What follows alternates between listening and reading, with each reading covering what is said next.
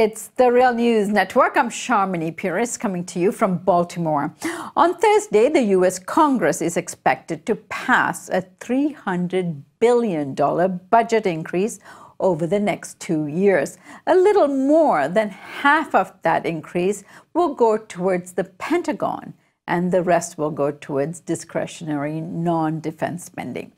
So-called deficit hawks in the Republican Party are outraged because the deal would add $1.5 billion to the federal debt over the next decade. Meanwhile, progressive Democrats are also outraged because the deal completely sidesteps the legalization of the status of the Dreamers, or undocumented immigrants who arrived in the U.S.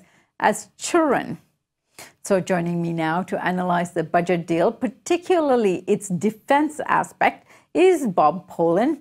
Bob is professor of economics and co-director of the Political Economy Research Institute, PERI, at the University of Massachusetts in Amherst. Welcome back, Bob. Thank you. Thank you for having me on. So, Bob, the budget agreement will provide $80 billion in new defense funding for 2018 and $85 billion in 2019. Where is this additional spending going? Who will it benefit? And what do you make of this kind of huge defense budget that Trump keeps increasing? Well, you know, we've seen this show before. This is Ronald Reagan Mark II.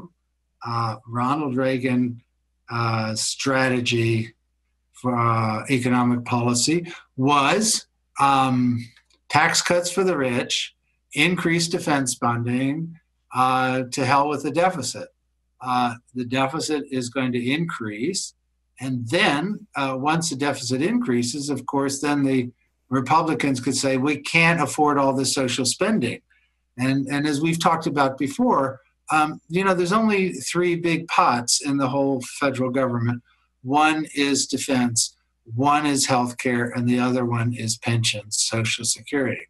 So if we're going to increase the military and we're going to cut taxes, then, yeah, the budget deficit will increase. That's military Keynesianism.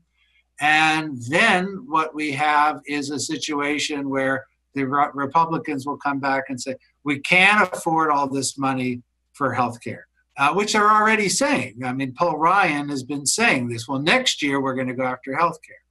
And so this year we're going to delay that debate, let the deficit go to hell. So that's basically where we are.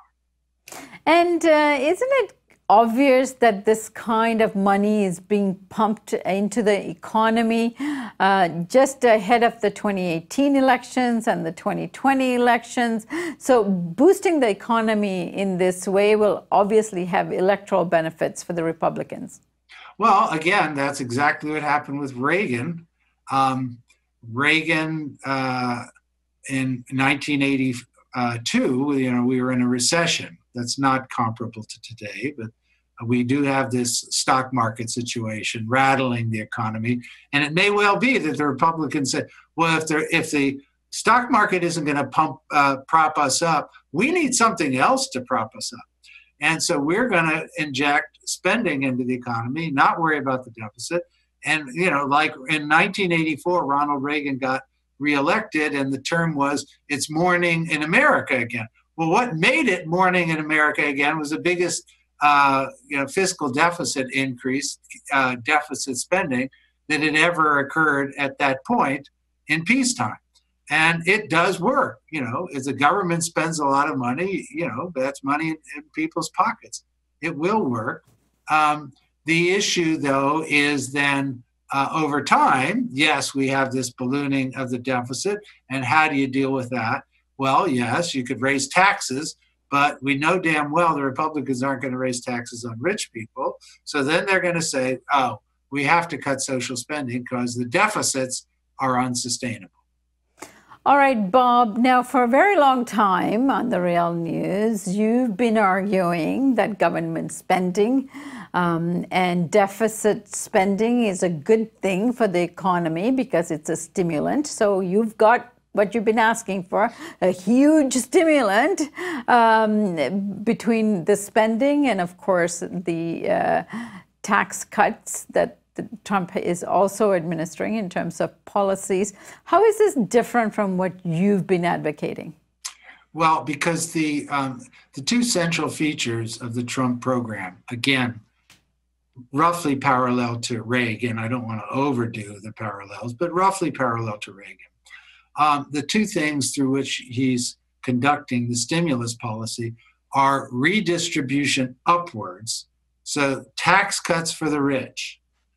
Yes, there are some small tax cuts for everybody else, which will go away in a few years. But basically, it's permanent tax cuts for the rich and increased military spending. That's exactly the Reagan formula. Now, that's not my formula. My formula is more egalitarian distribution and more spending on social spending and infrastructure, in particular, the green economy. And of course, those things aren't happening.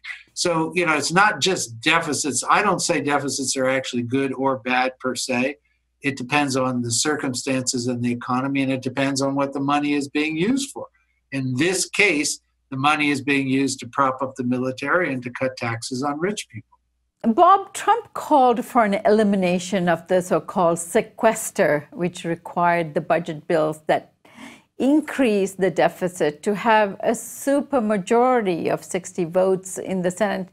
What do you expect the consequences of this to be in terms of a decision and then, of course, the elimination of the sequester?